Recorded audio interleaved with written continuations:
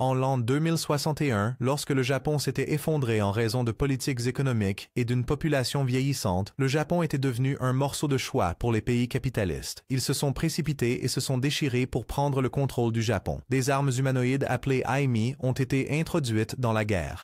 La situation du Japon est devenue pire que jamais. Voici Shiba. Lui et son groupe d'amis avaient trouvé les restes d'un Aimi. Le groupe a rapidement pris tout ce qui était encore utilisable, puis est parti. Ils ont discuté de la façon d'utiliser les pièces à diverses fins. Mais Shiba, qui avait pris le plus, ne révéla rien. Après cela, Shiba fut déposé devant sa maison, juste au moment où le groupe entendit parler d'une bagarre entre des Japonais et des soldats étrangers. Shiba s'en moqua et entra dans la maison, car à cette époque, être né japonais n'était pas différent d'être juif. Ils étaient méprisés. Et même avec du talent ou de l'argent, il était toujours difficile de trouver un emploi. Shiba se demandait quel était le sens de vivre. Se sentant découragé, Shiba est retourné sur la montagne pour chercher quelque chose. Cette fois, il y est allé seul, sans inviter les trois autres, parce qu'il ne connaissait pas leur nom ni où ils habitaient. Il ne les connaissait que par un groupe d'amateurs de robots. Pour lui, avoir une relation comme ça était suffisant. Shiba est ensuite allé récupérer les pièces d'Olemi qu'il avait cachées plus tôt. Il a erré jusqu'au soir avant de rentrer chez lui. À ce moment-là, il a entendu quelqu'un crier à l'aide. Curieux et effrayé, Shiba a sorti sa pelle militaire et s'est approché lentement de la source du son. Derrière les feuilles se trouvait une boîte. Il a émis un son et s'est présenté comme Guy, une intelligence artificielle avec sa propre conscience et vie. Shiba ne voulait pas s'impliquer dans des ennuis, alors il était sur le point de partir. Mais Guy a deviné ses pensées, l'a réprimandé et savait même qu'il avait caché le communicateur de Lemmy. Guy a supplié Shiba de le sauver parce que sa batterie était faible. Puis, il lui a soudainement dit de courir parce que quelqu'un arrivait. Un véhicule militaire s'est alors approché. Ils ont trouvé Shiba et lui ont demandé ce qu'il faisait à cette heure. Shiba a calmement répondu qu'il campait. Ils ne l'ont pas cru car c'était un site où un Aimi était tombé après une bataille et ils avaient détecté un vol d'équipement. Deux soldats ont demandé à vérifier l'identité de Shiba. C'était un orphelin vivant de son héritage et du soutien du gouvernement. Même avec un casier judiciaire vierge, ils l'ont quand même immobilisé et ont fouillé son sac à dos. Lorsqu'ils n'ont rien trouvé, ils l'ont laissé partir. Une fois les choses calmées, Shiba est retourné chercher Guy et l'a amené dans une usine abandonnée. Cet endroit avait déjà été secrètement revendiqué par lui et derrière la porte de sécurité se trouvait un Amy. Il commença à charger la batterie de Guy. Lia était curieuse. Avait-il assemblé l'Amy seul?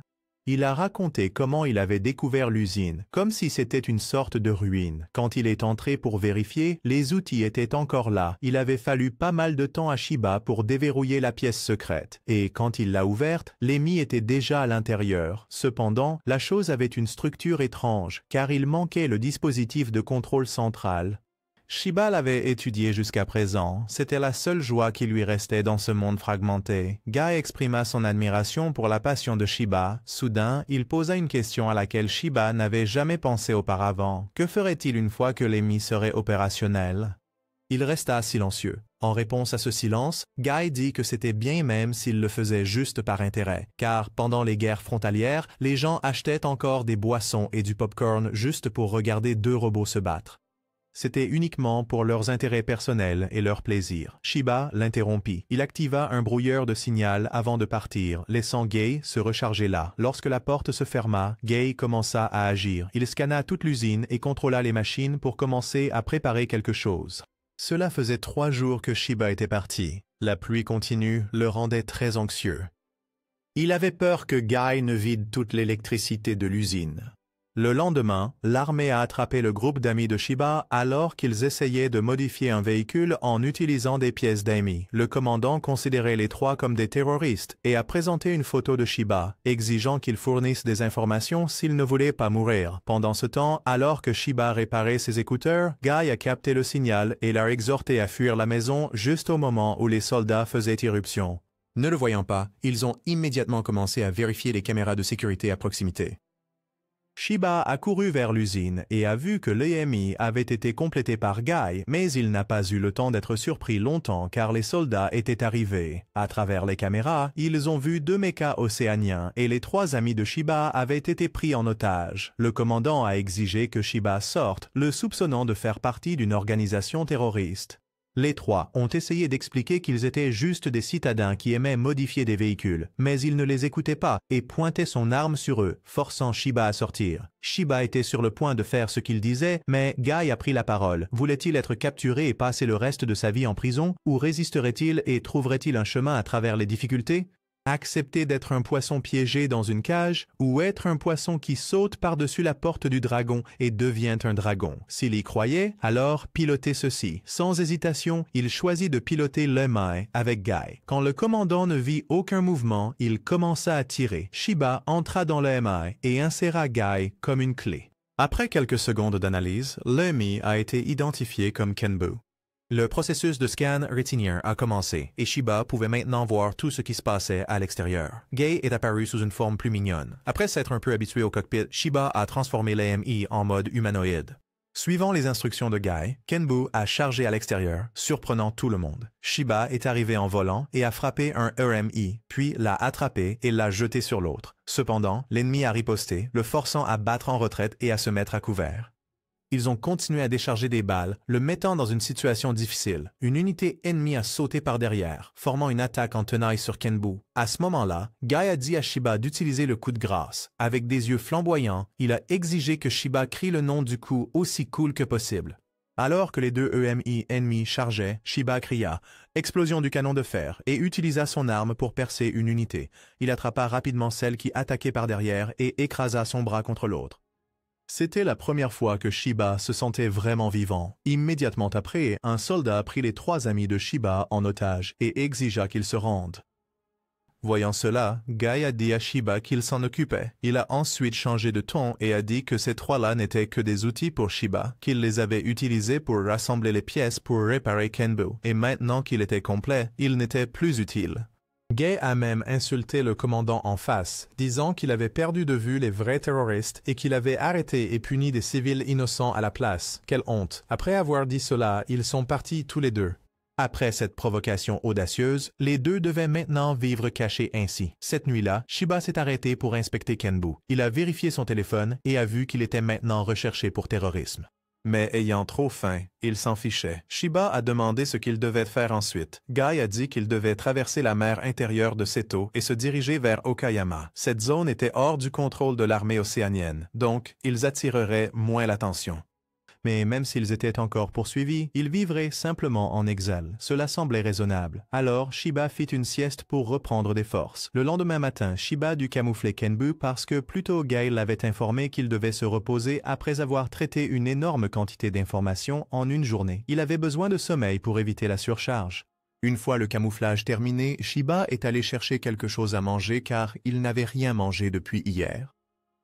Il s'approcha d'un jardin plein de légumes et pensa que puisqu'il était déjà chassé comme un criminel, commettre un peu plus de crimes n'aurait pas d'importance. Alors, il alla dans le jardin et cueillit une tomate. Juste au moment où il s'apprêtait à mordre dedans, le propriétaire du jardin apparut, tenant une faucille, effrayant Shiba qui s'inclina profondément et s'excusa.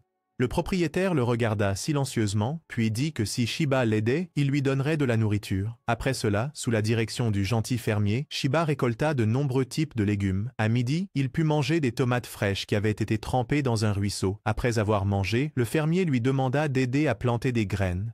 Ils ont travaillé jusqu'à l'après-midi, mais Shiba ne se sentait pas fatigué. En fait, il était heureux de ces nouvelles expériences. Cela avait du sens, puisqu'il avait toujours vécu en ville, donc des expériences comme celle-ci étaient très précieuses. Le fermier, ayant tout vu, invita Shiba chez lui. Sa femme sortit pour l'accueillir et le fermier lui demanda de préparer un repas pour leur invité.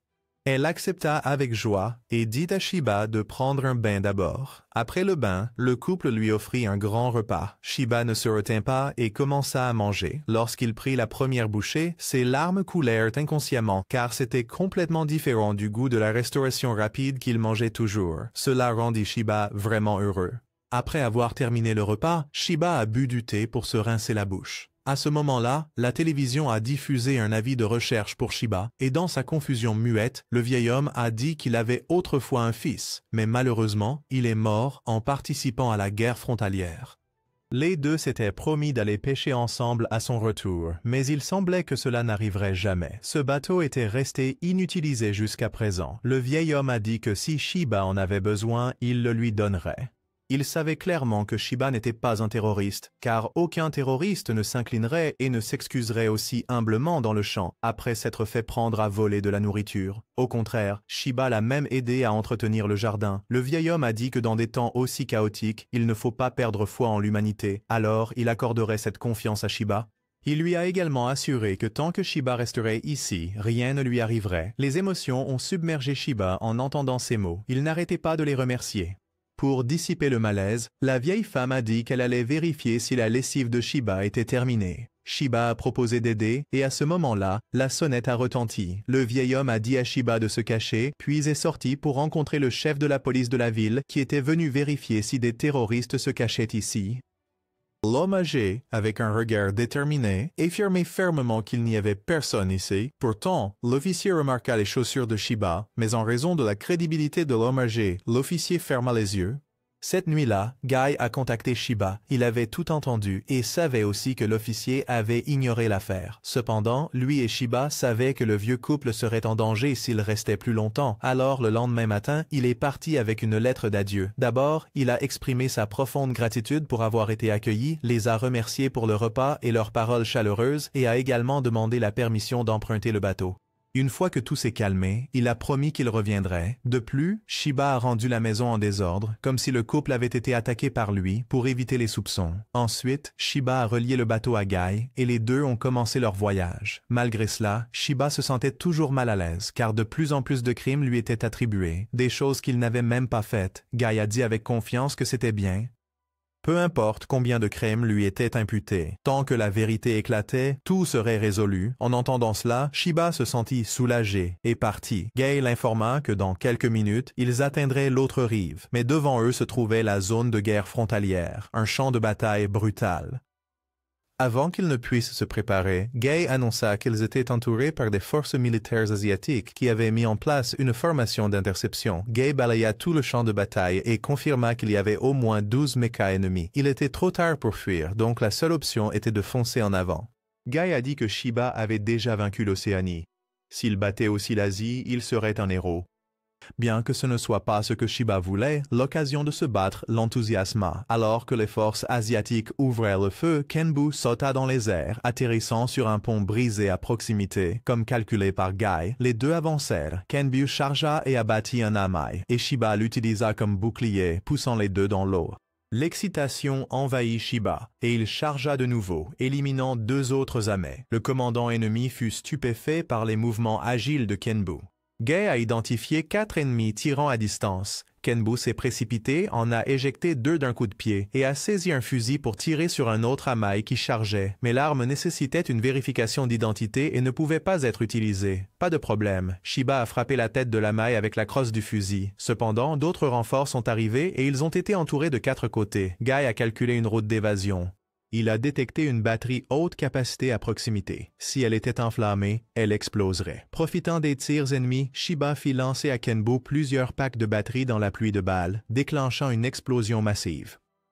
En utilisant le feu comme couverture, ils se sont échappés. Cependant, les forces asiatiques ont continué à tirer, touchant la jambe de Kenbu et l'immobilisant. Ils ont rapidement entouré et maîtrisé Shiba, puis ont déchaîné une pluie de balles sur le cockpit pour le détruire et le tuer. Mais Kenbu était trop résistant pour que la première salve le transperce. L'officier commandant a continué à ordonner de tirer jusqu'à ce que Shiba soit tué, mais juste au moment où ils allaient tirer à nouveau, un tireur d'élite de loin a abattu l'un des amaïs. L'armée asiatique est immédiatement devenue alerte, mais la distance à travers la chaîne de montagnes avait complètement verrouillé leur ciblage. Chaque balle tirée abattait un amaï, et une fois qu'ils étaient tous tombés, le pilote de l'autre côté a contacté Shiba, lui fournissant un lieu où il devait se rendre et lui donnant un mot de passe. Ensuite, ce pilote a tiré 2 grenades fumigènes pour créer une chance pour Kenbu de s'échapper. C'étaient des fumigènes d'interférence spéciaux, rendant impossible pour l'armée asiatique de suivre la position de Shiba. Après cela, Shiba a rencontré son sauveteur, l'a remercié et s'est présenté, présentant également Guy. Cependant, Guy a montré de l'irritation en voyant qu'il y avait un autre IA similaire à lui ici. L'IA de l'autre pilote les a également salués. Les 4 ont ensuite embarqué dans un véhicule de transport et sont partis. L'autre IA s'est présenté comme Kei, et le pilote était Gashin. Guy a commencé à scanner les environs pour déterminer où ils allaient, et Kei a expliqué que cette route avait été construite avant la guerre des frontières. C'était un vestige d'un projet d'autoroute, financé et construit en secret pour que l'ennemi ne le sache pas et qu'il puisse voyager en sécurité. Puis ce fut au tour de Shiba de demander qui était Gashin. Avec un comportement sec et réservé, Gashin expliqua que les Japonais pilotaient Aima et formaient leur propre armée dans le but de restaurer le Japon. Gashin appela leur organisation Yatagarasu. Gai a remarqué que Shiba avait rencontré de vrais terroristes. Shiba a ensuite été emmené au camp de Yatta où il a rencontré les ouvriers de maintenance. Bien qu'il l'ait traité de faible et efféminé, ils ont quand même accepté de réparer Kenbu. Puis une autre personne est arrivée. Se présentant comme Risa, elle l'a conduit à rencontrer le capitaine de la 2e unité de Yatta, Keomei. Après une brève introduction, Keomei a posé à Shiba quelques questions qui ressemblaient à un interrogatoire, demandant s'il avait des camarades ou s'il avait assemblé Kenbu lui-même, et même si Guy avait été programmé par Shiba. Bien que légèrement déconcerté par ces questions, Shiba répondit calmement qu'il avait trouvé Kenbu déjà assemblé et qu'il l'avait simplement installé et réparé, sans même savoir si cela fonctionnerait. Quant à Guy, il l'avait trouvé dans la forêt et il s'était activé lorsqu'il l'avait inséré. Après quelques discussions, Keomei déclara que Kenbu était la propriété de Yatta. Il avait une paire d'unités sœurs conçues sur la base du concept d'un Amai nommé Joan, actuellement opéré par Gashin. Keomei ajouta que la raison pour laquelle Shiba n'avait pas pu l'activer la première fois qu'il l'avait vu était due à une pièce manquante, qui devait être livrée à Kenbu, mais le pilote et l'IA la transportant ont été attaqués, ce qui a fait que Kenbu est resté inactif jusqu'à l'arrivée de Shiba. Après tout cela, Guy a demandé avec colère si Yatta prévoyait de reprendre Kenbu. Cependant, Keomei a dit que ce serait trop injuste pour Shiba. Alors, le capitaine de la 2e unité lui a proposé une meilleure offre, les rejoindre. Ils n'étaient pas des terroristes comme les nouvelles le prétendaient. Ils étaient une armée révolutionnaire, pas extrême dans leurs actions, donc pas des terroristes. De plus, comme Shiba pouvait réparer et combattre avec Kenbu, il le voyait comme un bon choix. Shiba hésitait, sachant que les rejoindre signifierait qu'il devrait tuer des gens. Gashin s'est mis en colère, disant que Kenbu n'était pas un jouet, c'était une arme de guerre. Il montra alors à Shiba une vidéo de nombreux civils japonais massacrés et souligna que Shiba détenait entre ses mains le pouvoir de les sauver, mais hésitait encore comme un lâche. En voyant le visage peu convaincu de Shiba, Gashin sortit furieux. Kamui a demandé à Shiba de lui pardonner, expliquant que le père de Gashin avait autrefois la détermination de restaurer le Japon, mais il est mort avant d'atteindre cet objectif. L'attitude rude de Gashin venait de son désir de réaliser la volonté de son père dès que possible. Revenant à la décision de Shiba, Kamui a dit que c'était bien. Même s'il refusait, il pouvait l'aider à retrouver sa citoyenneté, revenir à une vie normale, vivre sous un autre nom et une autre identité en échange du retour de Kenbu. Après avoir entendu tous les termes, Shiba est resté silencieux, puis a dit qu'il y réfléchirait. Il est sorti et s'est assis seul. À ce moment-là, Risa est venue lui parler. Shiba a demandé pourquoi elle avait rejoint l'armée révolutionnaire. Elle lui a dit qu'elle avait autrefois une famille, mais qu'ils étaient tous morts dans un accident de la route, et le véhicule responsable était un transport militaire de l'armée asiatique. Grâce à l'immunité diplomatique, ils ont été déclarés innocents et ont même inversé la culpabilité sur sa famille pour avoir causé des dommages à l'armée, exigeant une compensation. En y repensant, elle ressent encore du ressentiment et elle est certaine qu'il y a beaucoup de gens au Japon qui ressentent la même chose. C'est pourquoi elle a rejoint le mouvement pour faire revivre le Japon et tout le monde ici aussi. Mais Shiba n'avait aucune raison de rejoindre. Ses parents sont morts d'une maladie sans rapport avec l'armée. Au début, il pensait qu'assembler Kenbu n'était qu'un passe-temps. Mais en combattant aux côtés de Kenbu et Guy, le bruit du métal s'entrechoquant faisait monter en lui une excitation. Cependant, lorsqu'il a fait face à la mort de près, il a été submergé par la peur et s'est replié sur lui-même en se remémorant ce moment. Puis, une douce caresse rassurante est venue de Risa.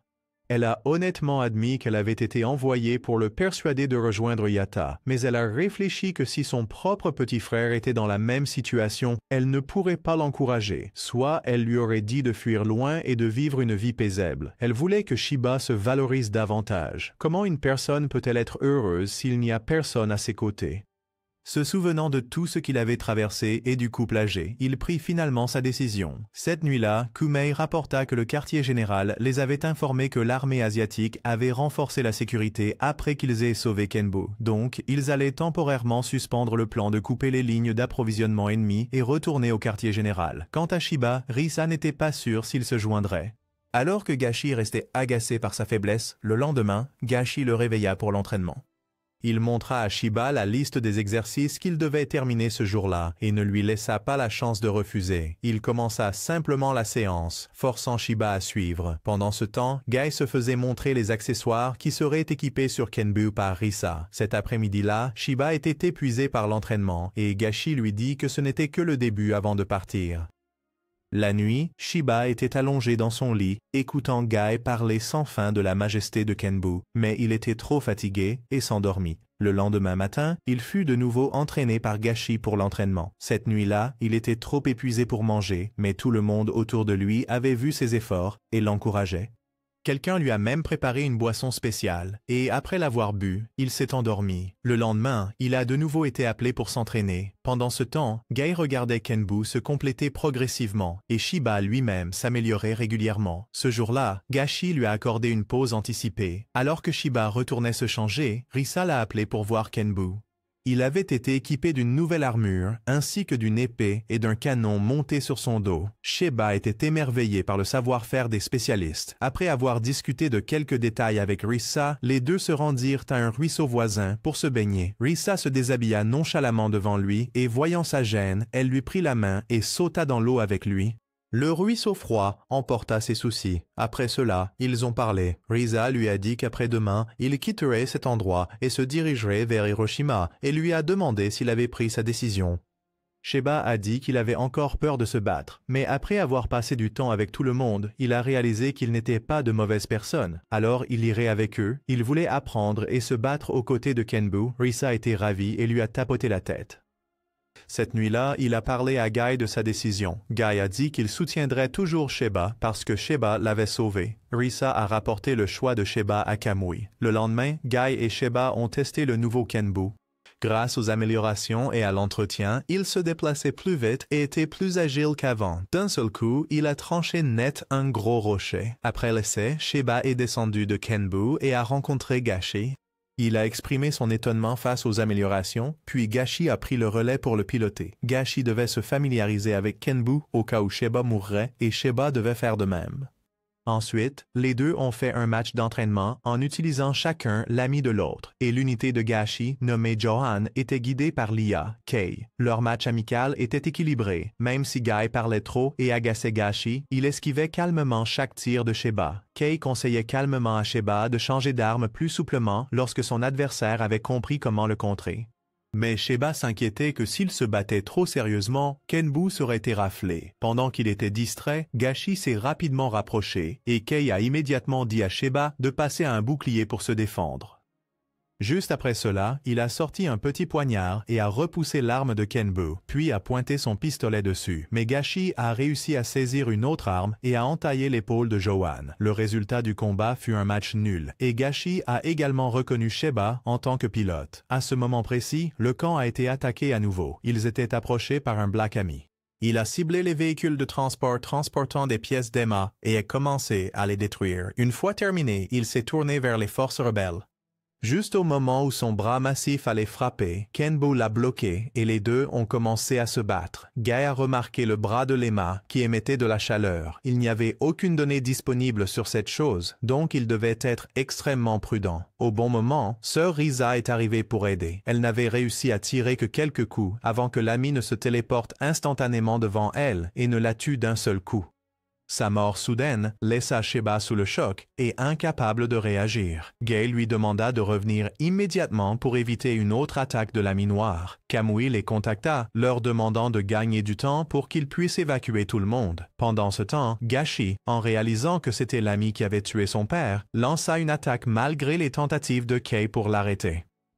Au même moment, ses souvenirs de ce jour-là refirent surface. Gashi avait demandé à son père de le laisser piloter Johan au lieu du mecha d'entraînement. Son père avait accepté puisqu'il n'y avait aucun signe de danger. Mais peu de temps après son départ, une alerte d'urgence est arrivée disant qu'un Black ami avait attaqué l'équipe de son père. Quand Gashi a couru pour le retrouver, il a vu que l'ami avait déjà tué son père. Gashi, rempli de rage, a juré de venger son père. Kei lui a dit de se calmer parce que ses signes vitaux étaient instables et qu'il ne serait pas capable de contrôler Johan correctement. L'ami noir brandit son arme vers Gashi et Kenbu se précipita rapidement pour le sauver. Cependant, Gashin était encore dans un état émotionnel instable et dit à Sheba de dégager. À ce moment-là, Kamui le contacta et l'exhorta à coopérer pour vaincre l'ami. Si tous deux perdaient, tout le monde ici mourrait. Kei a également essayé de le calmer pour stabiliser ses signes vitaux. Le problème était que les deux yeux, Gai et Kei, n'avaient aucune donnée sur cet ami pour formuler une stratégie de combat. La seule information qu'ils avaient était que cet ami attaquait chaque endroit qu'il traversait. Les armées asiatiques et nord-américaines avaient subi de lourds dégâts à cause de lui. Ils l'appelaient Ghost. Ghost a lancé la première attaque avec une frappe puissante et rapide comme l'éclair qui a repoussé Kenbu, suivi d'une série de coups continus contre Shiba. Gashi a fourni un tir de couverture. Ghost a sauté en arrière et a utilisé une arme de l'armée rebelle pour attaquer. Cela a choqué Shiba car il a pu utiliser l'arme sans vérification d'identité. Kei a expliqué que c'était ce qui rendait Ghost si dangereux. Dans la bataille contre le père de Gashi, Ghost avait perdu un de ses bras puis a pris le bras d'un autre Aim et l'a fait sien. Ghost a continué à bouger malgré le ciblage de Johan. Kenbu s'est précipité pour l'arrêter. Gashi s'est mis en colère et a dit à Shiba de sortir de sa ligne de tir. Gai a rétorqué que dans ce cas, il ferait mieux d'arrêter de rater ses tirs. Bien qu'ils se disputaient, ils se coordonnaient bien, attaquant tout en se retirant et frustrant Ghost. À ce moment-là, Mizuki de l'équipe de maintenance a appelé pour livrer des armes. Gashi a verrouillé la cible et a tiré une munition éclair sur Ghost, puis a couru avec Shiba vers l'emplacement désigné. Ghost les a détectés et s'est immédiatement lancé à leur poursuite. Quand ils ont tous les deux récupéré leurs armes, Ghost est également arrivé. Tous les trois se sont préparés au combat. Ghost a lancé la première attaque, mais la lame chauffée de Kenbu l'a bloqué.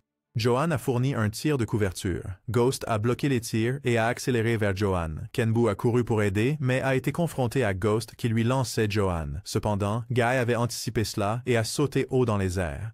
Kenbu passa à une arme à feu et tira vers le bas, tandis que Ghost bloquait avec son bras. Shiba l'avait déjà atteint, coupant un bras et l'immobilisant avec un coup de poignard dans la jambe.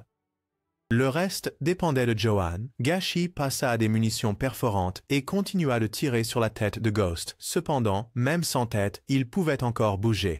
Il a sauté derrière Kenbu et l'a poussé sur Johan, les plaquant tous les deux au sol. Puis Ghost a activé son réacteur interne pour s'autodétruire avec eux. La température continuait d'augmenter et Ghost est passé du noir au rouge. Ni Shiba ni Gashi ne purent s'échapper et ils se résignèrent tous deux à leur sort. Juste à ce moment-là, Kamui apporta un soutien d'artillerie pour attaquer Ghost. Il leur ordonna de viser ses articulations. Une fois qu'elles furent desserrées, Kenbu et Johan se libérèrent et coururent se mettre à l'abri. Tous deux attendaient que Ghost explose, mais il continuait simplement à chauffer sans aucun signe de détonation réelle. Cet après-midi-là, Kamui les a appelés.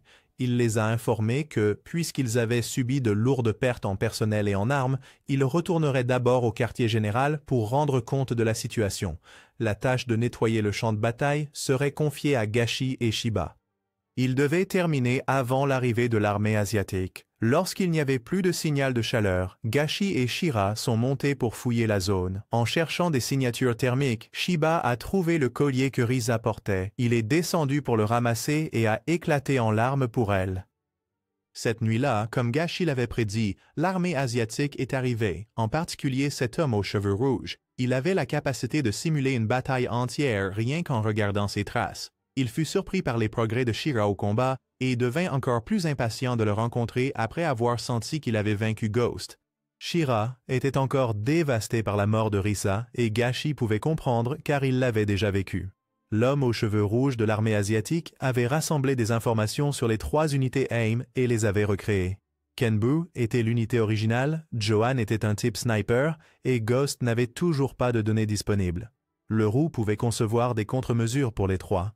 Il savait que Ghost avait retiré ses limiteurs pour atteindre une telle force incroyable. Peut-être que l'IA à l'intérieur avait évolué d'elle-même. Le rouquin appela alors son camarade, Ray, pour préparer une unité AIM pour lui. Le lendemain, en marchant avec Gashi, Shiba réfléchit et décida de quitter la rébellion parce qu'il avait peur de mourir. Cette fois, Gashi ne s'y opposa pas et dit qu'il informerait Kamui. Puisque Shiba ne participait plus, il n'était plus autorisé à piloter Kenbu. Gashi lui a dit de le cacher quelque part et de signaler son emplacement. Avant de se séparer, Shira a dit à Gashi de prendre soin de lui. Gashi a répondu qu'il déciderait de son propre destin, mais Shira a crié qu'il était terrifié à l'idée de mourir et encore plus terrifié de voir des gens qu'il connaissait mourir. Gashi lui a dit d'arrêter de divaguer, affirmant que les lâches n'avaient pas le droit de parler de la mort. Plus tard, Shira a caché Kenbu près d'un ruisseau et est parti avec Guy. Lorsqu'ils sont sortis de la forêt, grâce à Guy, qui avait réécrit les données sur la carte d'identité de Shiba et voulait être remarqué, il n'a pas été reconnu par les civils. Guy a demandé ce qu'il comptait faire ensuite. Shiba a dit qu'il prévoyait de visiter la maison de Risa et de lui rendre son collier. Bien qu'il ne sache pas si quelqu'un y était encore, il supposait simplement qu'elle avait des proches. Guy avait déjà enquêté sur l'accident impliquant la famille de Risa, donc il a pu trouver son adresse. Shiba le remercia et ils plaisantèrent ensemble avant de partir. Ailleurs, deux hommes habillés comme le soldat aux cheveux rouges avaient une discussion. Ils transformaient des civils japonais en criminels et faisaient semblant de les punir, utilisant ce prétexte pour gagner du mérite et de la gloire. Ils voyaient les Japonais comme rien de mieux que des sauvages. Pendant ce temps, Shiba était arrivé à l'adresse que Guy lui avait donnée, mais la maison avait été complètement rasée. Il pensait que Risa pourrait encore avoir des proches et a décidé de se renseigner. Cependant, tous ceux qui le voyaient l'évitaient comme s'il était une malédiction.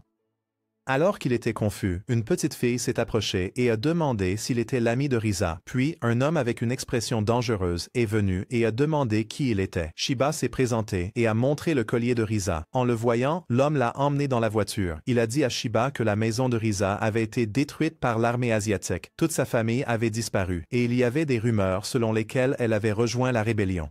C'était un ordre émis par le nouveau gouverneur général. D'autres avaient subi des sorts similaires. Même leurs proches étaient ciblés. Ce n'était pas différent de l'oppression. L'homme l'emmena ensuite dans un restaurant de nuit où Shiba rencontra un groupe de jeunes qui, selon l'homme, étaient des amis d'enfance de Risa. Il les avait appelés ici pour entendre des nouvelles à son sujet. Ils riaient et se remémoraient leurs souvenirs avec Risa sans connaître la vérité. Finalement, Shiba dut leur dire: tout le monde était choqué. Certains ne pouvaient retenir leurs larmes. Après tout, c'était une bonne personne qui aidait toujours les autres, fidèle à sa nature. Ils ont demandé à Shiba ce qu'il ferait ensuite, puisqu'il ne savait pas où se trouvaient ses proches. Il prévoyait de déposer le collier sur la tombe de sa famille. Lorsqu'il a demandé où elle se trouvait, tout le monde est resté silencieux. La propriétaire du magasin a finalement pris la parole. Elle savait où c'était. Comme c'était sur une montagne et que cela prendrait beaucoup de temps pour y arriver, elle lui proposa de passer la nuit. Shiba refusa, mais tout le monde voulait qu'il reste. Ils ont même décidé qu'ils iraient tous ensemble visiter la tombe de la famille de Risa. Ils ont ensuite organisé une soirée fondue et ont invité Shiba. Bien qu'il fût encore hésitant, le vieil homme l'a persuadé de rester. Après le repas, Monsieur Nose et sa fille sont partis. Pendant qu'ils parlaient et traversèrent la rue au feu vert, soudain, la voiture du gouverneur s'est arrêtée juste devant eux. Il a baissé la vitre et a reproché au vieil homme, disant que ses vêtements étaient sales à cause de lui. Pendant ce temps, ailleurs, la rousse avait reçu un nouveau modèle MI. Il était tellement excité qu'il ne pouvait pas attendre pour le conduire et traquer à la fois Kenbu et Ghost. En parlant de Ghost, il se cachait actuellement dans une grotte et se réparait. Le lendemain, les gens ont commencé à s'agiter à propos de la disparition soudaine de Ems.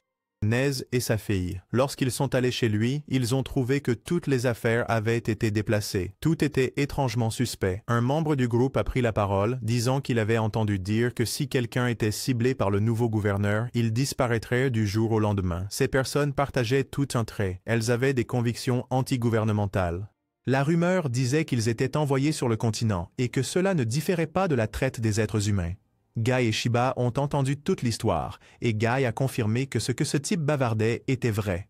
Guy a expliqué qu'il avait vérifié toutes les caméras de surveillance environnantes de la nuit précédente jusqu'à maintenant, et puisqu'aucun véhicule militaire n'avait quitté la ville, cela signifiait que Nose n'avait pas encore été vendu. Cependant, Shiba n'avait pas assez de crédibilité pour que les autres le croient. Alors, Guy a choisi un type au hasard dans le groupe et a révélé son secret le plus sombre, ce qui a fait que tout le monde a commencé à le croire et a accepté d'aller confronter le gouverneur pour exiger le retour de Monsieur Nose et sa fille. Du côté de Gashi, il a rapporté le choix de Shiba. Kamui a sympathisé avec lui et a également mentionné qu'en retournant au quartier général, il aurait un nouveau coéquipier, un pilote équipé d'un design de cadre basé sur Kenbu. De retour au gouverneur, il discutait des partages de bénéfices avec ses complices. Il prévoyait de vendre Monsieur Nose en travail forcé et sa fille à des pervers. À ce moment-là, un rapport est arrivé indiquant que des citoyens japonais se rassemblaient à la porte. Pendant ce temps, Shiba a choisi de rester au restaurant.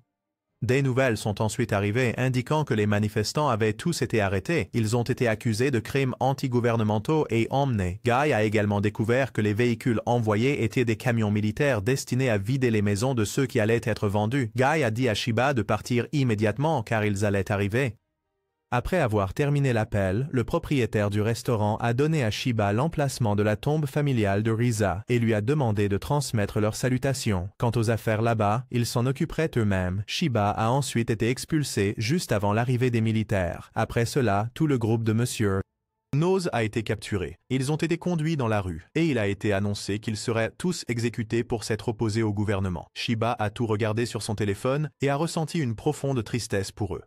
Une personne a même été abattue par le gouverneur sans raison. Shiba éclata en sanglots, réalisant à quel point il avait été lâche et faible, fuyant toujours et abandonnant ceux qui l'avaient aidé. Guy prit la parole. « Si tu te détestes autant, pourquoi ne pas changer et devenir une meilleure version? Il serait toujours là pour le soutenir. » Avec cela, Shiba retrouva sa détermination. Depuis le printemps, les yeux de Kenbu s'illuminèrent soudainement. Cet après-midi-là, alors que les gens allaient être exécutés et que des armes étaient pointées sur eux, un tremblement arrêta tout. Kenbu bondit et utilisa un bouclier pour protéger tout le monde. Le gouverneur ordonna une attaque, mais ses forces étaient trop faibles pour être appelées armées. Shiba en attrapa un et le lança sur un autre, les neutralisant tous les deux. Puis il leva le poing de Kenbu juste devant le gouverneur, le terrifiant. C'était à cela que ressemblait le véritable pouvoir. L'homme tremblait et suppliait pour sa vie. Ensuite, Guy a diffusé l'opération illégale de trafic humain du gouverneur au monde entier. Le rouquin a ri à haute voix, s'exclamant « Bravo, encore et encore ». Shiba a averti le gouverneur que s'il touchait encore un Japonais, il visiterait sa maison chaque nuit. Avec cela, il partit, et Monsieur Nose et sa fille furent également libérés par les gens. Tôt le lendemain matin, Shiba arriva là où Gashi attendait. Il laissa également le souvenir de Risa sur la tombe de sa famille. Il y a longtemps, dans un village de poterie, la petite Chine suivait son grand-père pour créer de merveilleuses œuvres en céramique. Sous ses mains, tout devenait raffiné et exquis. Mais un jour, l'armée asiatique est venue saisir leurs terres et leur atelier. Ils n'ont pas permis à sa famille de refuser. Son grand-père ne pouvait que regarder l'atelier qu'il avait construit toute sa vie être détruit. À partir de ce jour, il n'a plus jamais fait de poterie. En le voyant ainsi, la petite Chine lui a promis qu'un jour, elle restaurerait l'usine familiale. De retour au présent, Johan et Kenbu étaient tous deux dans un état endommagé, avec plusieurs pièces critiques cassées. Guy et Kei avaient également besoin de se recharger pour fonctionner correctement. Gashi a contacté Mizuki, qui voulait vraiment aider, mais ne pouvait pas faire grand-chose puisqu'elle était en déplacement. En évitant les forces asiatiques tout en retournant au quartier général, elle les informa des emplacements des pièces nécessaires pour les deux machines afin qu'ils puissent les réparer eux-mêmes avant de partir. Shiba demanda à Gashi quoi faire ensuite et il emmena le garçon siphonner illégalement de l'électricité pour recharger les deux yeux. Après les avoir déguisés pour qu'ils puissent se reposer, Gashi et Shiba sont entrés dans la ville à la recherche d'un endroit pour séjourner à l'hôtel. Bien que Shiba soit un garçon de la ville, c'était sa première fois là-bas, donc il était un peu confus et a été traité de campagnard par Gashi. Il a essayé de répliquer, mais Gashi lui a dit de ne pas attirer l'attention. Après s'être enregistrés, ils se sont dirigés vers leur chambre. Kei leur a conseillé à tous les deux de prendre un bain parce qu'ils sentaient mauvais. Shiba a été surpris qu'un IA puisse même détecter les odeurs, mais Kei a dit, même sans ça, il suffit de regarder autour pour voir que tout le monde prêt. À proximité se couvrirent le nez, alors dès qu'ils sont entrés dans la pièce, ils se sont nettoyés. Après le bain, ils sont allés manger ensemble. Gashi a reçu un message de Mizuki indiquant que les pièces avaient été livrées, donc il commencerait les réparations demain. En entendant cela, Shiba a commencé à manger joyeusement.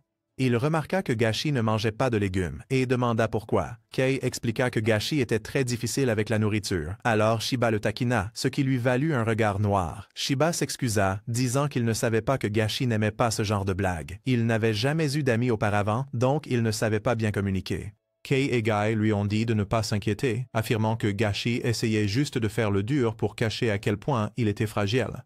Tous les trois ont alors commencé à se disputer. Pendant ce temps, l'armée européenne, après avoir entendu le discours provocateur de Shiba et subi un coup important à la fois sur l'économie et la réputation de l'Asie, a commencé des préparatifs militaires pour l'affronter.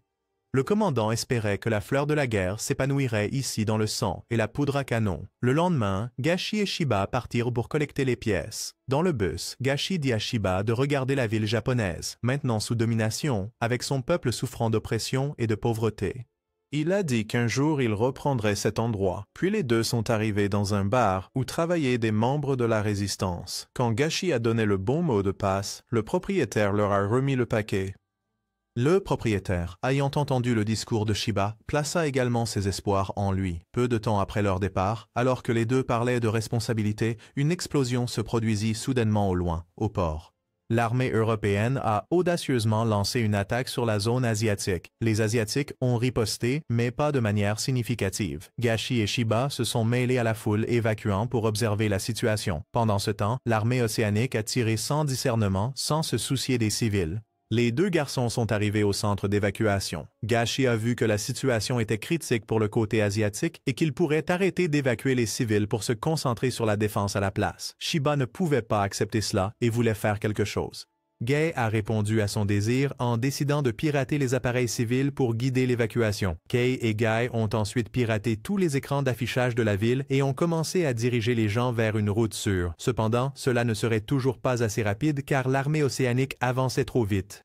Shiba voulait utiliser Kenbo pour le soutien, mais Gashi a dit que le temps d'aller le chercher et de revenir, tout le monde serait déjà mort. Le commandant asiatique a également abandonné les réfugiés, croyant que si les forces océaniques tuaient des civils, l'opinion publique se retournerait contre elles. Les civils ont essayé de quitter le bâtiment, mais ont été arrêtés par les soldats asiatiques.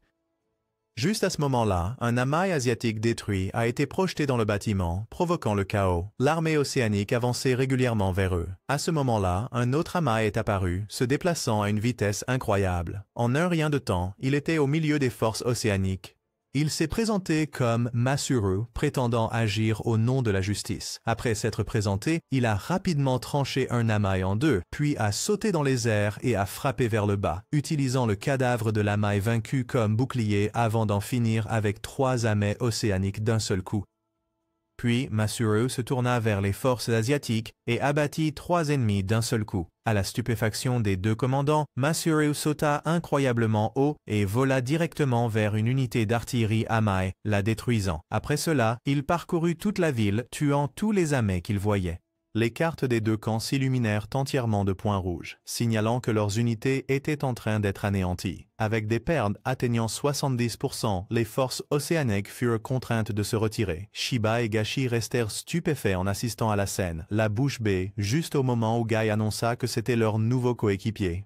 Ayant reçu l'avis de convocation, les deux partirent rapidement. Dans une forêt en fin d'après-midi, Gashi et Shiba s'enfoncèrent plus profondément et trouvèrent Masuru. Shiba salua en premier, mais Lia de l'autre côté l'interrompit brusquement. Il se présenta comme Angelo avec un ton arrogant, exprimant son mépris pour les pilotes masculins et exigeant même que les deux inclinent la tête en remerciement d'avoir été sauvés par lui.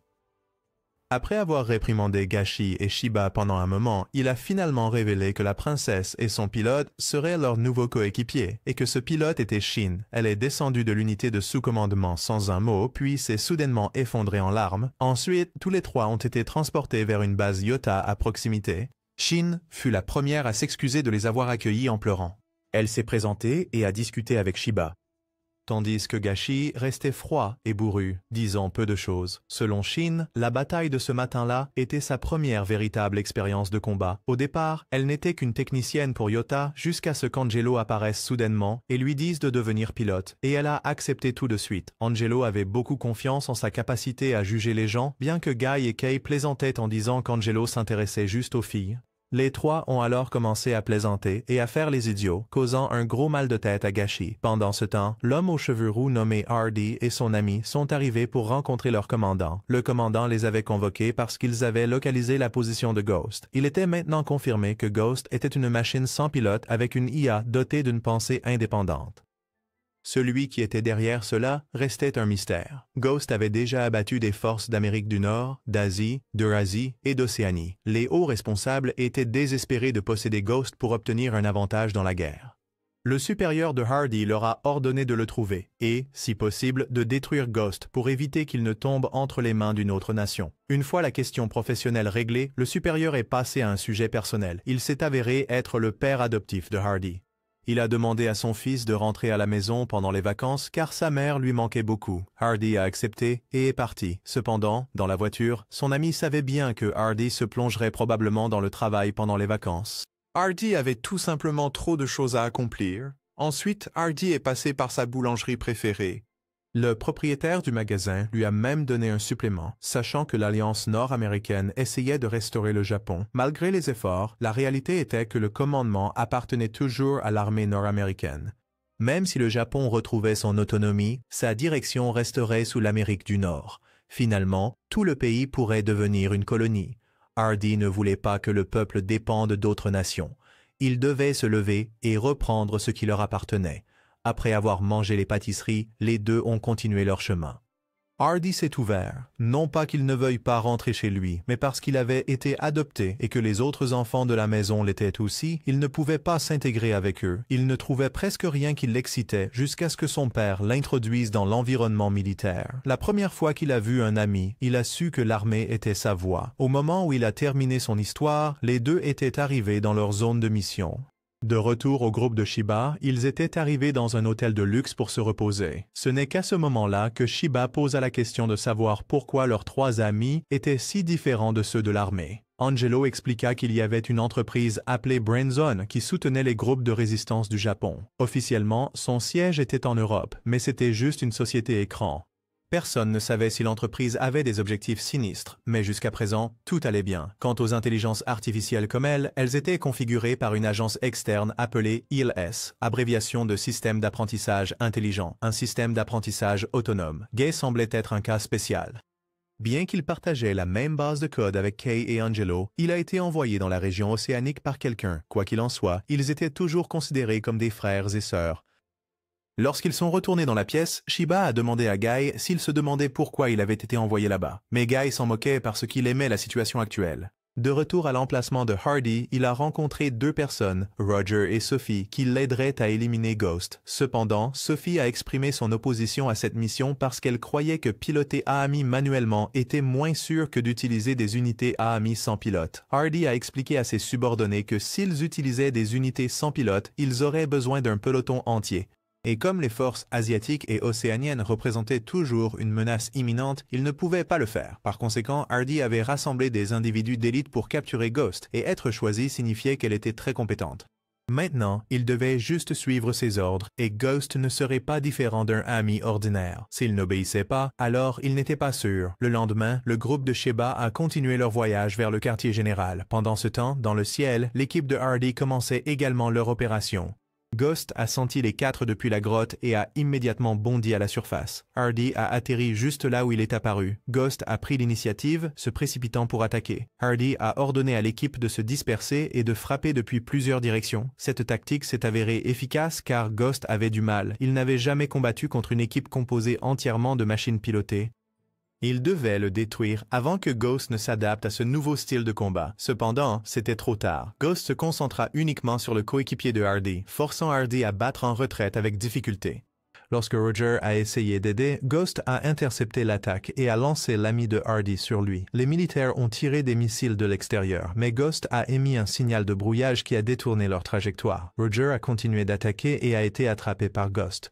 Un troisième bras a surgi du dos de Ghost. L'homme noir a été contraint de sacrifier un bras pour s'échapper. Ghost s'était maintenant complètement adapté aux tactiques de Hardy et se préparait à l'écraser. Soudain, Guy a ressenti à nouveau cette même intention meurtrière. À part Sheba, les deux autres et Lia ne pouvaient rien sentir. Guy pensa que c'était juste lui et l'ignora. De retour à Ghost, il utilisa des doigts munis de chaînes pour attaquer directement les pilotes à l'intérieur de l'avion. Et puis, alors que Roger était inattentif, l'un des doigts le tua de l'intérieur. Incapable de pleurer longtemps, Hardy calcula rapidement une nouvelle stratégie d'attaque. Lui et les deux autres chargèrent. Sophie et l'autre coéquipier avancèrent pour distraire Ghost, mais tous deux furent liés par des fils qu'il avait tendus sous terre. Malgré cela, Hardy continua d'avancer. Quand Ghost a tiré, il a esquivé en penchant son corps, puis a sauté en arrière pour tirer sur ses articulations de bras, mais il a bloqué le tir et a essayé de contre-attaquer. Soudain, une balle a déboîté son articulation de jambe. Elle venait de Roger. Bien qu'il soit mort, l'IA était toujours active et a terminé la mission. Hardy l'a ensuite achevée avec une balle en plein cœur. Elle s'est effondrée. Cependant, quelques secondes plus tard, elle s'est échappée avec un avion militaire. Hardy, furieux, a juré qu'il la tuerait. Quant au groupe de Sheba, ils sont arrivés au quartier général et ont rencontré Udo, le représentant de Yota. Il était content que les trois soient arrivés sains et saufs, mais a dit qu'il y avait déjà du travail qui les attendait. Quelqu'un voulait les rencontrer, un médiateur entre la société Brenzun et leur organisation. Il s'est présenté comme Gobel. Gobel a proposé un partenariat commercial basé sur la guerre. Tout le monde s'est assis pour parler. Gobel a exprimé joyeusement son désir de coopération à long terme, tant qu'il y aurait la guerre. Son entreprise aurait des affaires. Il était également généreux avec le financement lorsque nécessaire. De plus, Gobel a apporté de nombreuses nouvelles améliorations pour Ami. Il les a ensuite conduits à voir une paire de lance-grenades blindées pour Johan et de nombreux autres articles pour Kenbu et Masaru. Plus tard, Udo a reçu un appel et a emmené le groupe de Sheba avec lui. Ils sont arrivés dans un village au cœur de la forêt. Puis, tout le groupe est entré dans la maison d'un homme nommé Yuji, un agent immobilier de longue date qui vivait temporairement dans ce village. Il leur a montré les données généalogiques de sa famille. Actuellement, 9 personnes y vivaient, mais il y a une semaine, ils avaient perdu l'accès à l'électricité et à l'eau. Alors qu'ils écoutaient, une petite fille a soudain couru et a enlacé Gashi, l'appelant « Papa ». Surprenant tout le monde, Yuji a demandé leur compréhension, disant que la fille avait perdu son père à un jeune âge. Pour revenir au problème principal, actuellement, les villageois luttent pour passer chaque jour après la coupure d'eau et d'électricité. Adu a demandé pourquoi tout le monde choisissait encore de rester ici au lieu de partir. L'homme a expliqué que leur ville avait traversé la guerre et qu'ils avaient déménagé dans une zone de réfugiés. Mais cet endroit avait aussi été fermé, donc ils avaient été forcés de rentrer chez eux. D'autres ont partagé des expériences similaires. Ils ont erré jusqu'à ce qu'ils se retrouvent dans ce village isolé. Bien que la vie ici soit difficile, la guerre n'atteindrait pas cet endroit. Ils ont échangé le confort pour la sécurité. Après avoir entendu cela, Adu a dit que son groupe les aiderait autant que possible. Ce soir-là, tout le monde installa le camp pour rester. Shiba exprima son admiration pour la gentillesse d'Adu. Gashi dit que Yota n'était pas seulement une force rebelle, ils aidaient aussi les concitoyens dans le besoin. Ce qui était vraiment nécessaire pour reconstruire le pays, c'était de gagner la confiance du peuple. Le lendemain, il a commencé à pleuvoir. Tout le monde s'est rassemblé pour discuter de la façon de résoudre les problèmes du village. Pour assurer les conditions de vie des villageois, ils devaient résoudre les problèmes d'eau, d'électricité et de nourriture. Kamui a suggéré de forer un puits, de construire une roue à eau pour générer de l'électricité et de cultiver des terres agricoles. Tout le monde a commencé à travailler. Shiba et quelques autres sont allés récupérer des machines dans de vieilles voitures. Pendant ce temps, Adu a demandé à Gobel de sponsoriser quelques articles. Gobel a accepté, car cela rapportait toujours de l'argent. Tout le monde travaillait activement. Certains construisaient des maisons, d'autres creusaient le puits et d'autres travaillaient à la terre. L'après-midi, ils se sont tous assis pour manger ensemble. Voir les enfants sourire apportait à Shiba une tranquillité d'esprit. Le lendemain, tout le monde a repris son travail. En empilant du bois, Shiba a été appelé par Shen pour aller quelque part. Les deux sont allés dans une tente en montagne où il y avait un four. Elle voulait le réparer. Si cela réussissait, ils pourraient faire du pain, de la pizza et même de la poterie. Shen a également partagé que sa famille avait une tradition de poterie. En entendant cela, Shiba a proposé de l'aider. Les deux ont commencé à restaurer le four. En travaillant, 2 enfants sont passés. Curieuse, Shen les a invités à se joindre. Jour après jour, alors que tout le monde progressait dans son propre travail, le groupe de Shiba a également terminé la restauration du four. Ils l'ont testé. Sous la direction de Shen, Shiba et les 2 enfants ont fabriqué de nombreux objets comme des tasses et des assiettes. Ils n'avaient plus qu'à les cuire et les émailler pour qu'ils soient prêts à l'emploi. Pendant ce temps, du côté de Gashi, ils avaient reçu l'équipement nécessaire et il ne restait plus qu'à faire remonter l'eau du puits. La roue à eau a également commencé à tourner pour générer de l'électricité. Cependant, Guy a dit que cela ne suffirait pas pour les besoins de tout le monde. L'équipe de Gashi a également rencontré un problème. Ils ont frappé une couche de roche dure. Kei a scanné la zone et a estimé que la roche faisait 2 mètres d'épaisseur, ce qui serait difficile à percer. Mais, s'il pouvait y arriver, Angelo a dit que l'eau sortirait à environ 100 litres par jour, suffisant pour les villageois. Mizuka a proposé une méthode pour y faire face. Au cours des jours suivants, tout le monde a continué à travailler. La roue à eau a été améliorée pour générer plus d'électricité, mais Guy a toujours estimé que l'alimentation électrique était à peine suffisante. Puis Kei appela les deux vers le puits. Mizuka avait conçu un dispositif qui combinait un laser avec une tige de perçage. D'abord, ils utiliseraient le laser pour fondre la roche, puis tireraient la tige pour la casser. Comme l'idée venait de Guy, elle força Shiba à le faire, disant que s'il ne le faisait pas, elle serait en colère. N'ayant pas d'autre choix, il s'avança. Sous la direction des 3 yeux, Shiba visa les lasers en position.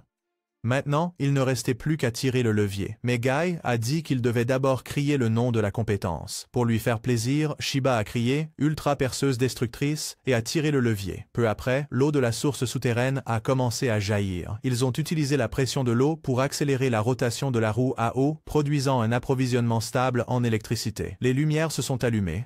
Les choses s'amélioraient progressivement. Les villageois inclinaient la tête en signe de gratitude. Après le voyage, Shiba, Gashi et Shen furent envoyés en mission pour acheter des provisions pour les membres de Yota. Ils devaient le faire secrètement. En regardant la longue liste, Shiba n'avait aucune idée de quand il finirait. Juste à ce moment-là, une connaissance reconnut Gashi. C'était Yuyu.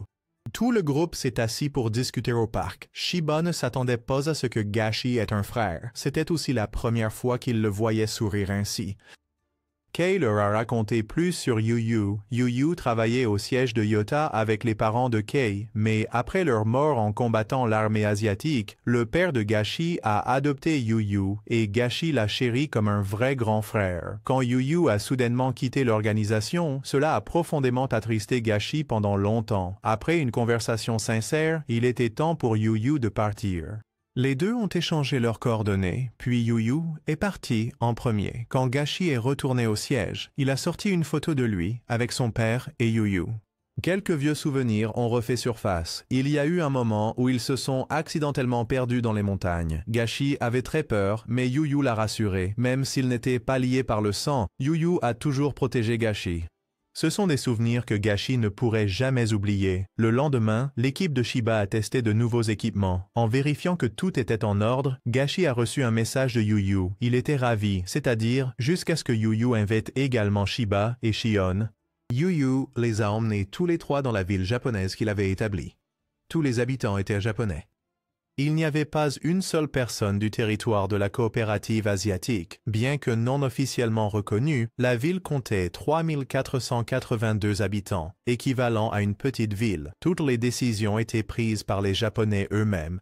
Mais cela ne s'est pas arrêté là. Le chef de district de cette zone autonome n'était autre que Yuyu. Tout le monde l'adorait. La seule chose qu'il voulait, c'était voir les sourires insouciants des enfants. Il voulait les protéger tous. C'est aussi pour cela qu'il a quitté Yota, car son chemin et celui de l'organisation différaient.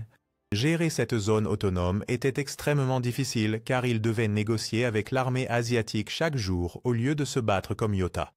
Il espérait que la ville s'agrandirait encore plus à l'avenir, puis il était temps. Alors Yuyu laissa les 3 explorer librement. Ils n'avaient pas marché loin avant que les habitants ne commencent à leur offrir de nombreux cadeaux parce qu'ils étaient des connaissances de Yuyu. Shiba et Shion montèrent sur une colline pour profiter de la vue de la ville, tandis que Gashi alla rencontrer son frère après la réunion. Yuyu n'y est pas allé par 4 chemins et est allé droit au but. Il voulait que son petit frère quitte Yota et le rejoigne en ville. Il a expliqué qu'en raison de la limite de population, le nombre de résidents ne pouvait pas augmenter. Cependant, il pouvait demander à l'armée asiatique de faire une exception pour Gashi. Il ne voulait plus que son frère porte une arme. Il voulait qu'il vive une vie paisible ici. Gashi ne pouvait pas donner de réponse immédiate et demanda du temps pour réfléchir. Il retourna ensuite au quartier général. Alors qu'il y réfléchissait encore, Goebel l'approcha et révéla une vérité dure. Parce que perdre Gashi affecterait négativement les bénéfices de l'entreprise, il a affirmé que Yuyu était un espion pour l'armée asiatique. Que Gashi le croie ou non, cela dépendait de lui, mais Goebel a souligné que l'information est une marchandise. La vérité n'a pas besoin d'être ajustée. D'ailleurs, avec un peu de raisonnement, c'était évident. Comment l'armée asiatique pourrait-elle permettre à Yuyu d'établir une si grande zone autonome, à moins qu'il ne travaille pour eux? Selon Goebel, en échange de la création de cette ville, Yu les servait en saisissant des terres, en divulguant des informations, en identifiant des éléments rebelles, en pratiquant la corruption et parfois même le chantage. Le frère aîné que Gashi adorait protégeait les Japonais en les trahissant. Si Gashi continuait à rester en contact avec Yu, ce ne serait qu'une question de temps avant que les informations de Yota ne soient complètement divulguées. Perdre un pilote était déjà une grande perte pour l'entreprise, sans parler de 3. Goebel conseilla à Gashi de réfléchir attentivement pour éviter des conséquences graves inutiles. S'il ne le croyait toujours pas, il pouvait enquêter. Après avoir entendu cela, Gashi partit. Dans une pièce sombre, Gashi a dit à Kei de ne rien mentionner à personne. Il se souvenait de la perte de son père, il était resté assis en silence, plongé dans ses pensées, et c'est Yu qui était venu le réconforter. Il ne pouvait pas croire que son frère ferait une chose pareille. Alors le lendemain, Gashi est retourné secrètement en ville pour enquêter. Après seulement quelques tours, il a remarqué que beaucoup de choses n'allaient pas. Les fournitures, qu'elles soient médicales ou de première nécessité, manquaient cruellement. Les habitants se plaignaient constamment. En avançant, Gashi vit un véhicule de l'armée asiatique se diriger vers le bureau de Yu. Comme prévu, ils utilisaient la livraison de biens essentiels comme levier pour faire pression sur Yu afin qu'il fournisse des informations, même si cela ne faisait clairement pas partie de leur accord. Ils n'avaient toujours pas d'autre choix que de se conformer. Gashi a tout vu à travers la caméra de surveillance. Après le retrait des forces asiatiques, Yu réfléchit un moment puis appela Gashi. Ils se rencontrèrent à l'extérieur de la zone autonome et se dirigèrent vers le quartier général. Là, Yu rencontra Kamui et Adu. Il a tout révélé, comment il avait coopéré avec les forces asiatiques pour établir la zone autonome et comment ils essayaient d'extraire des informations de lui pour planifier l'anéantissement de Yota. Il soupçonnait que l'Asie pourrait utiliser la zone autonome comme base. Alors, il leur a conseillé de retirer leurs troupes de la région. Après avoir tout révélé, Yu est retourné avant que les Asiatiques ne deviennent suspicieux. Il a décliné l'invitation d'Adu à rester. Mais de manière inattendue, la voiture de Yu ne démarrait pas. L'équipe de maintenance a vérifié et a dit qu'il faudrait une journée entière pour la réparer. Alors, ils ont suggéré à Yu de passer la nuit sur place. Avec cela, il ne se retint plus. Au milieu de la nuit, quand tout le monde dormait profondément, Yu copia secrètement les données de Yota. Mais alors qu'il tentait de s'échapper, Gashi l'a intercepté. Les deux frères ont commencé à se disputer. Yu voulait protéger son peuple, ne voulant pas les voir mourir, tandis que Gashi ne pouvait pas se permettre de sacrifier sa propre organisation. La dispute s'est intensifiée jusqu'à ce que Yu se tourne pour partir. Gashi pointa une arme sur son frère, mais ne put se résoudre à appuyer sur la gâchette. Dans les jours qui suivirent, les 3 pilotes dérivèrent à travers la mer pour rencontrer Taohoku, une organisation rebelle similaire à la leur. Les 3 pilotes prirent une route différente de celle d'Adu et Kumai. La veille, ils avaient discuté de leur plan de mouvement avec Goebel. Il leur a dit qu'ils pourraient rencontrer le groupe Taohoku, qui travaillait également à la renaissance du Japon, mais qui était actuellement traqué par les forces asiatiques européennes. Peu de temps après, ils ont aperçu leur destination, l'île où le groupe Taohoku se cachait. À ce moment-là, l'île était attaquée par l'armée asiatique européenne. Les défenseurs se battaient désespérément, mais l'ennemi utilisait des unités Amai pour les réprimer. Juste à temps, le groupe de Shiba est arrivé pour soutenir. Gashi a tiré sur les ennemis de loin, tandis que Masaru et Kendo se sont lancés dans l'action, abattant des unités Amai. Cependant, l'ennemi était encore trop nombreux, alors Gashi a déployé des bombes fumigènes et a ordonné une retraite. Le lieutenant Zelenoa, qui commandait cette opération, a tout vu. En riant joyeusement, il a dit que la prochaine fois, il entrerait personnellement sur le champ de bataille. Après s'être échappés, ils ont rencontré le commandant Konoe, qui a remercié les 3 pour leur aide. Shiba regarda autour de lui et vit très peu de personnes, à peine assez pour être appelé une organisation. Konoe expliqua qu'ils avaient autrefois de nombreux membres, mais depuis que Zelenoa avait pris le contrôle des opérations, il avait fortement investi dans les unités Amai pour traquer et exterminer l'organisation Taohoku. Le prochain plan de Konoe était d'attaquer le côté est de l'île où se trouvaient leurs alliés afin de se regrouper. Les gars ont dit que pour augmenter leurs chances de succès, ils devaient explorer la zone environnante pour comprendre le terrain. Les 3 se sont ensuite séparés pour la reconnaissance, chacun avec une escorte. Lorsque Shiba atteignit un terrain plus élevé, il remarqua d'étranges faisceaux de lumière. Son escorte expliqua qu'il s'agissait de dispositifs de signal ennemi déployés en grand nombre. Ils ne détectaient pas les humains, seulement les Amai. Et si un signal était désactivé, cela déclencherait une alerte ennemie. Shiba les observa et pensa qu'il pourrait en tirer parti. Pendant ce temps, Zelenoa se détendait dans un bain, profitant de lui-même avant la bataille. Son secrétaire a objecté, se demandant pourquoi il devait se présenter en personne alors qu'ils avaient déjà la victoire en main. Mais Zelenoy a dit qu'il aimait cela ainsi et qu'il vaincrait le groupe de Shiba lui-même. Shiba prenait position avec Gashin et Shen. Alors que le brouillard s'épaississait, Zelenoy monta à bord d'un ami et lança l'opération de balayage, ordonnant des tirs d'artillerie aléatoires dans la forêt. Une fois qu'ils ont détecté le mouvement du groupe de Shiba, ils ont continué à bombarder leur chemin. Gashin a dispersé des bombes fumigènes pour brouiller les signaux, mais Zelenoy a activé toutes les tours de signal. Après avoir repéré les 3 sur la carte, ils ont tiré pour coincer le groupe de Shiba dans une zone. Cependant, juste au moment où ils allaient les piéger, le signal a soudainement disparu. Dehors, Gashin avait fait exploser un pont, éliminant de nombreux ennemis. Kenbu et Masaru ont attaqué depuis les 2 flancs pour éliminer le reste. Pirater leur système a été facile, leur permettant de falsifier leur position.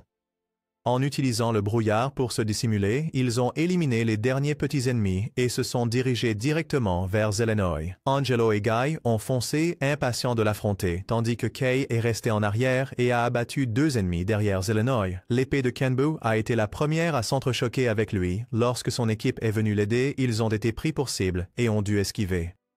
Zelenoy était sur le point de tirer sur Kenbu lorsque Masaru est revenu et a tranché son arme, l'endommageant. Malgré une attaque en tenaille des 2 côtés, Zelenoy a quand même réussi à riposter. Son épée était trop dure à briser. Cependant, pendant le combat, son ennemi s'est soudainement arrêté de bouger. Gashi a décidé de battre en retraite, disant qu'il n'était pas nécessaire de le tuer, tandis que Zelenoy, furieux, les regardait avec colère. Pour un noble comme lui, c'était une insulte. À ce moment-là, à la fois l'épée et l'armure d'Emi se sont brisées. De retour avec le groupe de Shiba, après avoir fusionné le groupe de Kono avec les troupes restantes, ils ont pris congé. Le trio est monté à bord du navire pour se regrouper avec l'équipe de Kamui. Après ce voyage, Gashi était devenu plus positif. Peu de temps après, l'équipe de Shiba a rencontré à nouveau l'équipe de maintenance.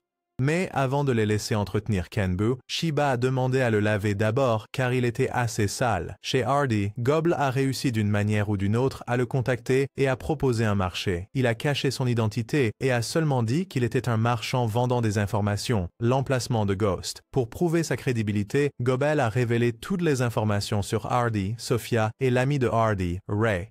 Hardy a demandé quel prix il voulait, mais Gobble a dit qu'il ne voulait pas d'argent, c'était son investissement dans leur future relation. Après cela, Gobble est parti et a envoyé les informations à Hardy, qui les a immédiatement transmises à l'agence de renseignement pour analyse. Pendant ce temps, Ado avait reçu un rapport du département de maintenance sur l'état des 3 pilotes. Après l'avoir entendu, il leur a accordé du temps libre pour se reposer.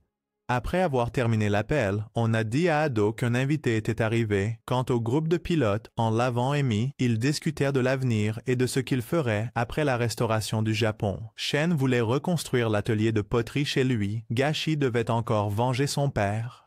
Et en entendant cela, Shiba a promis de l'aider à vaincre Ghost. Shen voulait aussi aider. Gashi n'a pas répondu, mais un sourire est apparu sur son visage. Quant à Zelenoy, après avoir été joué par un groupe de gamins, il a rapporté à son commandant et a demandé à être transféré dans l'équipe qui chasse l'organisation Yota. Les supérieurs ont approuvé sa demande. Pendant ce temps, Ado a rencontré Kamui à nouveau. Kamui a montré à Ado des photos de soldats asiatiques blessés avec des blessures inconnues, peut-être attaqués par les forces d'un autre pays. Mettons cela de côté. Ado montra à Kamui une carte actuelle du Japon qui avait été divisée entre 4 factions. Si les opérations continuaient, le territoire sous le contrôle de Yota s'étendrait. Officiellement, il appartenait à l'Alliance nord-américaine, mais le Japon conservait un contrôle autonome.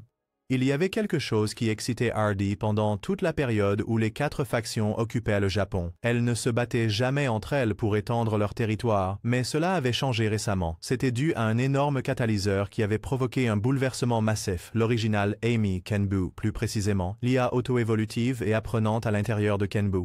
Ghost avait une IA similaire, peut-être même supérieure à celle de Guy. Plus Hardy y pensait, plus il voulait la posséder. Il décida de coopérer avec Global car c'était mutuellement bénéfique. Un instant plus tard, des informations de l'agence de renseignement arrivèrent. Crédibilité à 90%. Ghost était toujours dans la zone de coopération asiatique.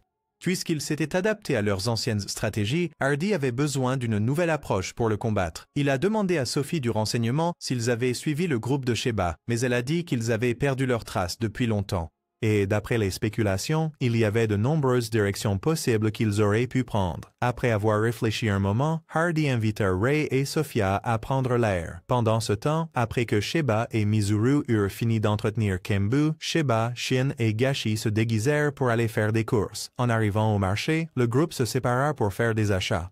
Sheba a été un peu dépassé par la foule et a accidentellement heurté Hardy. Sheba s'est excusé et s'est rapidement éloigné, mais Hardy a reconnu sa voix d'avant et a demandé à Ray de la suivre et de la comparer. Après avoir terminé leur course dans l'après-midi, Mizuru est arrivé et a invité le groupe à se détendre dans les sources chaudes. Au bain public, ils se sont séparés en sections masculines et féminines. De manière inattendue, Sheba a de nouveau croisé Hardy. Sans détour, Hardy a révélé qu'il était avec les forces nord-américaines et a expliqué sa mission pour capturer Ghost, qu'il avait échoué. Il a ensuite révélé l'emplacement actuel de Ghost, ce qui a touché une corde sensible. Chez Gashi, sans leur laisser poser de questions, Hardy est parti avec Ray du côté des femmes. Sophie les a également informés de la même chose. Cette nuit-là, Ghost a attaqué à nouveau la base de l'armée asiatique, causant de lourds dégâts. Le lendemain, l'équipe de Sheba a informé Edo de l'emplacement de Ghost et de Hardy. Gashi, rempli d'un désir de venger son père, voulait y aller immédiatement.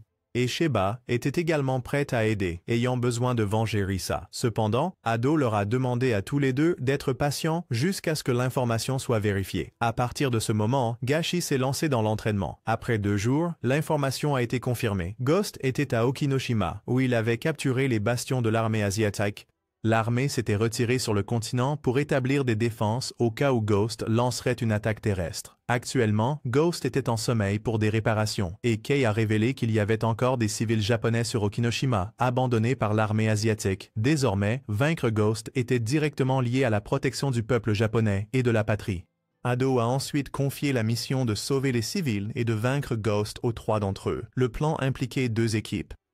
L'équipe A évacuerait les civils, tandis que l'équipe B, composée de 3 pilotes, mènerait une attaque surprise à l'endroit où l'on pensait que Ghost dormait. Après avoir finalisé le plan, tout le monde s'est séparé pour accomplir ses tâches. Dans les jours suivants, l'équipe A a travaillé à mobiliser les civils de l'île pour l'évacuation, tandis que l'équipe B s'entraînait intensivement pour le combat. Bientôt, le jour de l'opération est arrivé. Cette nuit-là, de nombreux bateaux ont navigué vers Okinoshima. L'équipe A a débarqué et a commencé à évacuer les civils sur les bateaux, tandis que l'équipe B avançait vers l'emplacement de Ghost. Pendant ce temps, Hardy se reposait pour récolter les bénéfices. Ghost s'était déjà réveillé et avait commencé à traquer les restes de l'armée asiatique, détruisant et ciblant le commandant qui avait autrefois combattu Sheba. À ce moment-là, le trio est arrivé et a lancé une attaque, l'attirant comme prévu. Ghost a ciblé Shin, sachant qu'elle n'était pas encore habituée à son style de combat et continuait de se rapprocher d'elle. Kenbu s'est précipité pour aider et Gashi leur a ordonné de passer à la stratégie B. Tous les 3 ont attiré Ghost vers une zone dégagée. Nasru a survolé pour soutenir. Kenbu a combattu Ghost mais il avait évolué pour avoir 4 bras attaquants, prenant Sheba par surprise et le mettant en difficulté. Johan a fourni un tir de couverture, attirant son attention vers eux deux. Puis, Nasru a tiré un filet électrique pour le piéger. Johan a tenté un tir final, mais Ghost a contré avec des fils de ses pieds, a brisé le filet, a attrapé la tête de Johan et a essayé de l'écraser. Kenbu a repoussé son bras et Nasru a tiré un autre filet pour le retenir. Les 3 se sont retirés pour réévaluer. La puissance de Ghost avait évolué à un rythme fou, son développement rapide les choquant. Parler d'évolution a donné une idée à Sheba. Ghost les a rattrapés par derrière et Sheba a dit à Gashi d'exécuter la stratégie A. Kenbu l'a attiré vers la montagne. Guy a localisé le dépôt de munitions et l'a tiré à l'intérieur, tandis que Masaru attendait déjà à l'avant. Shen a tiré 2 couches de filet pour l'immobiliser à l'intérieur du dépôt et Guy a scellé la porte. De loin, Gashi a pris son viseur, la balle a touché la réserve de munitions, déclenchant une explosion en chaîne qui a fait sauter toute la zone. Mais avant qu'ils ne puissent célébrer, Ghost se tenait immobile au milieu des flammes. Pourtant, ils n'ont pas abandonné et ont chargé à nouveau. Cependant, Kenbu a été repoussé d'un coup de poing, tandis que Masaru a été jeté de côté comme un jouet. Gashi appela les 2 à se battre ensemble comme ils s'étaient entraînés. Hardy continua d'observer de loin. Quel que soit le vainqueur, il en tirerait profit. Si Sheba gagnait, le problème du Ghost était résolu. Si Ghost gagnait, il pourrait récupérer Guy pour la recherche. Pendant ce temps, l'équipe A a réussi à évacuer les civils et même à capturer des restes de l'armée asiatique. De retour au combat, le trio a bien coordonné. Mais même s'il a subi des dégâts, Ghost restait incroyablement puissant. Il a volé et détruit le fusil de Johan pour arrêter son tir. Guy soupçonnait que ce n'était plus seulement une IA autonome, mais pilotée par quelqu'un. Malgré leur combat à 3 contre 1, leur chance de victoire diminuait rapidement. Juste à ce moment-là, Kono a appelé et leur a ordonné de battre en retraite, disant qu'ils avaient déjà accompli la moitié de la mission. Mais Shiba a refusé, sachant que Ghost ne les laisserait jamais partir.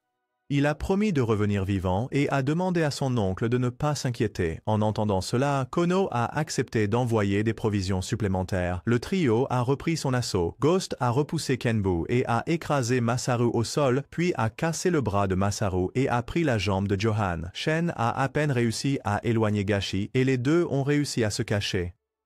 Kenbu observait Ghost à distance. Ils utilisaient une caméra thermique et ont découvert que la source d'énergie qu'il utilisait se trouvait dans sa queue. Cela expliquait pourquoi il pouvait affronter les trois sans dépenser d'énergie alors que le faisait, et c'était sa faiblesse. S'il continuait à maintenir une température élevée sans libérer de chaleur interne, il finirait par surchauffer. Les trois se sont ensuite regroupés et ont partagé leur énergie. Johan et Masaru ont transféré toute leur énergie à Kenbu pour que Shiba puisse abattre Ghost. Après cela, Kenbu a continué à combattre Ghost tandis que le lieutenant et Johan se mettaient en position d'attaque. Shiba a continué à attirer Ghost dans l'entrepôt ami de l'armée asiatique pour une attaque. Il a chargé dans l'entrepôt et a ensuite contrôlé les amis pour tirer sur Shiba, mais Kenbu avait déjà sauté et fait exploser l'entrepôt. Bien sûr, Ghost se tenait toujours debout. À ce moment-là, il y a eu une notification que les deux avaient atteint leur position. Cependant, Kenbu perdait progressivement du terrain. À ce stade, Guy n'avait pas d'autre choix que de briser le limiteur. C'était le seul moyen de vaincre Ghost. Sans hésitation, il a accepté. En effet, après avoir brisé le limiteur, Kenbu est devenu plus rapide et en un instant a tranché un des bras de Ghost. Les deux étaient maintenant à égalité. Kenbu a attiré Ghost dans une zone en feu. Shiba et Guy ont coordonné leurs attaques pour frapper Ghost, lui laissant presque aucune chance de riposter. Quand il a détruit un autre de ses bras, c'est à ce moment-là que le lieutenant a sauté et a décapité Ghost, et Johan a détruit sa queue énergétique à distance. Ghost s'est effondré et Kenbu est intervenu pour porter le coup de grâce. Mais l'épée s'est brisée, et tout le système de Kenbu a surchargé. En même temps, Ghost avait aussi surchauffé et émettait de la chaleur. En quelques minutes, il exploserait à cause de la chaleur excessive. Cependant, Ghost s'est précipité dans l'océan pour se refroidir, empêchant l'explosion. Kenbu se tenait sur son chemin, déterminé à mourir avec lui si nécessaire, ne voulant pas laisser quelque chose comme ce qui est arrivé à Risa se reproduire. Et pour venger le père de Gashi, Shiba a décidé de se sacrifier. Il mourrait pour protéger tous ceux qu'il aimait. Dans ces derniers instants, Shiba et Guy ont eu une dernière conversation. Quoi qu'il arrive, ils iraient ensemble jusqu'au bout du monde. Après avoir dit cela, Guy a perdu la connexion. Shiba le remercia de lui avoir montré que le monde recelait encore de nombreuses belles choses. Puis, tous les deux ont explosé avec Ghost. L'équipe A avait réussi à évacuer les civils. L'atmosphère est devenue sombre en recevant un rapport indiquant qu'un pilote avait perdu le signal. Un duo a été informé. Quand ils sont allés vérifier, il ne restait rien. Mais ils ne pouvaient pas pleurer longtemps car il y avait encore des missions à accomplir. Shen et Gashi ont dit au revoir à Shiba et sont passés à autre chose. Pendant ce temps, Hardy a récupéré quelques fragments de Ghost. Encore plus choquant était que son IA était restée intacte. La première partie de l'anime se termine ici. Adieu.